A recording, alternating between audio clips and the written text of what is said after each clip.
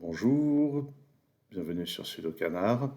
On va regarder ce Sudoku classique qui était le premier problème proposé dans le dernier Sudoku Grand Prix par l'auteur ukrainien Serhiy Tishchenko.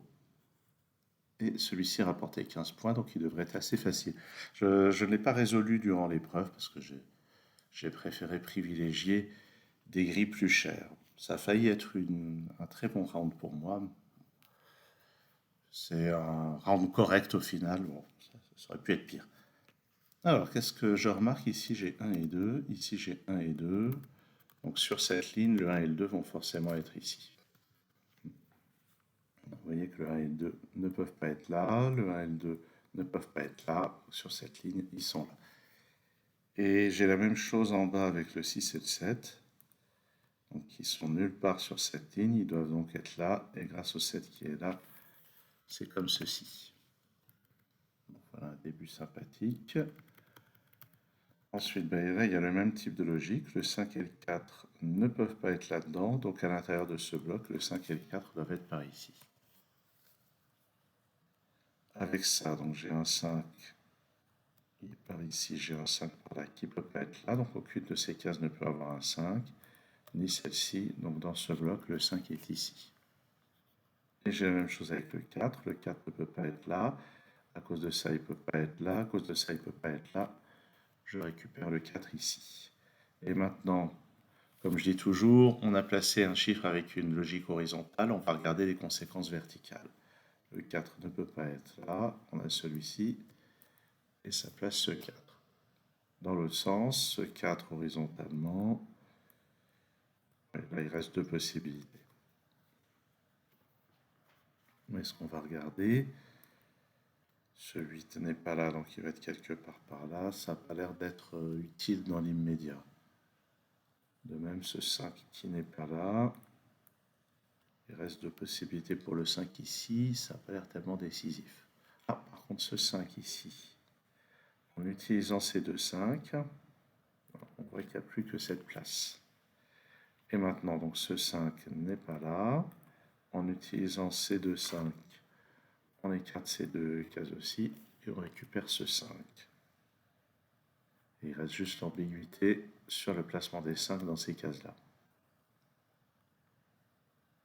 Maintenant, je remarque sur cette ligne que le 7 n'est pas là, le 7 n'est pas là, il n'est pas là non plus, donc le 7 est là sur cette ligne.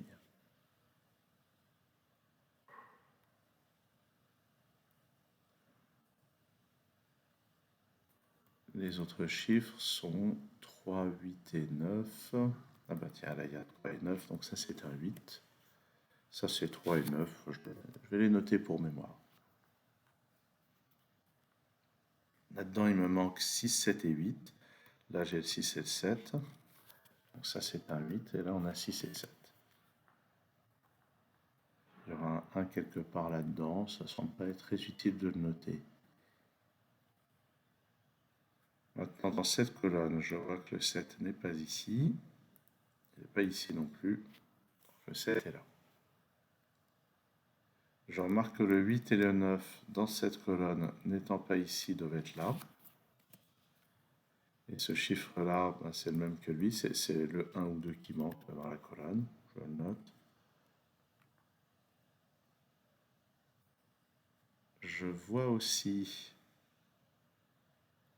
que sur cette ligne, je vais avoir besoin d'un 3. Le 3 n'est pas là, il n'est pas là, il est là. Il me manque 1, 2 et 6. Le 6 n'est pas là, il est là. Et ça, c'est le 1 ou 2 qui manque de cette famille-là. Ce 6 maintenant, pour la placer horizontalement, il va rebondir verticalement avec ce 6 pour placer un 6 ici. Et ça résout mon ambiguïté sur le 6 et le 7.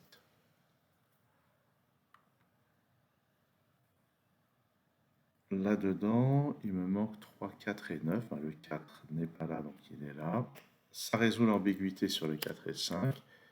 Et ça permet de placer le dernier 5, puisqu'avec les 5 qui sont là, et ce 5, on obtient ce 5 ici.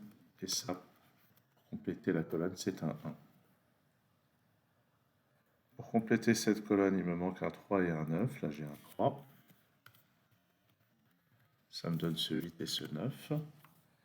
Ici, j'ai besoin de 2 et 8, je le note. Sur cette ligne, il me manque un 2. Et ça va résoudre toutes les ambiguïtés sur les 1 et les 2. En tout cas, toutes celles que j'avais mises de côté. Ce 2 aussi me permet de placer un 2 dans cette case. Ce 8 ici va venir là. Ça, c'est 6 et 9, mais j'ai un 6 ici. Là-dedans, il me faut un 1 et un 7. Il y a un 7 là. Ça, c'est un 1. Là où il me faut un 3 et un 9, mais j'ai le 3 ici. Ici, c'est 8 et 9. Les chiffres qui sont là permettent de trancher. Oups. Ça, c'est 4 et 7. Même chose, j'ai un 7 ici. La dernière colonne, on la complète avec un 3. Ça, c'est un 1 et un 4. J'ai déjà un 4 sur cette ligne. Est-ce qu'on va regarder sur cette ligne? J'ai besoin de 2, 8 et 1. Le 1 ne peut venir que dans cette colonne. Il me reste 2 et 8, mais il y a un 8 ici. Donc c'est 2 ici, 8 là, 2 là. Ici, j'ai besoin de 8 et 9. J'ai déjà un 8 dans cette colonne. Ce 9 vient résoudre ça. On complète cette colonne avec un 6. Celle-ci avec un 3. Et celle-ci avec un 9. Et voilà. Donc le problème n'était pas spécialement difficile, mais je trouve que 15 points, c'est pas beaucoup, personnellement. Il y avait quand même un petit peu de travail, notamment avec toutes ces paires qui avaient été très bien installées. Mais j'ai trouvé que ça faisait un peu de travail. Alors peut-être qu'il y a moyen de placer les chiffres un par un. Parce que moi, je me suis concentré sur ce que je voyais. Peut-être qu'il y avait des choses plus visibles et plus simples. Mais c'est pas ça que je suis allé chercher. Merci d'avoir suivi cette vidéo. À très bientôt sur Sudoku Canard.